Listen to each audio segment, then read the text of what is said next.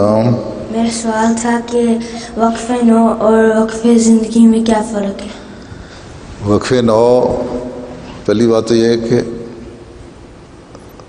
وقف نو جب اپنے آپ اپنی تعلیم مکمل کر کے اپنے آپ کو پیش کر دیتا ہے تو وہ وقف زندگی بن جاتا ہے. ٹھیک ہے، سمجھ آئی؟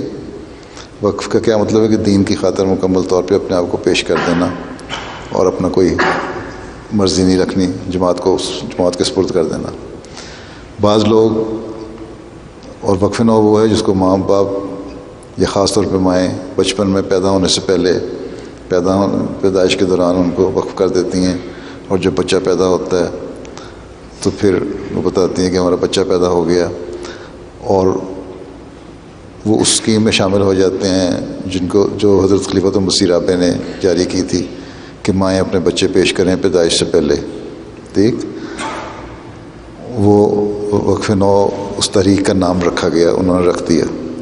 اور جب وقف نو آہستہ آہستہ بڑا ہوتے ہوتے میچور ہو کے پڑھائی مکمل کر کے اپنے آپ کو پیش کر دیتا ہے تو وقف زندگی بن جاتا ہے. ٹھیک، دوسرے وقف زندگی وہ ہیں جو بچپن سے جن کو پیش نہیں کیا گیا لیکن بڑے ہو کے خود انہوں نے اپنے آپ کو وقف کیا ہے اور پیش کر دیا جماعت کو کہ آپ جس طرح میں نے کیا ہے اور بہت سارے لوگ کرتے ہیں. اس وقت وقف نو تو نہیں تھا، ہم نے زندگی وقف کی تھی جماعت کے لیے کہ جماعت جو چاہے کام ہم سے لینا چاہے لے سکتی ہے.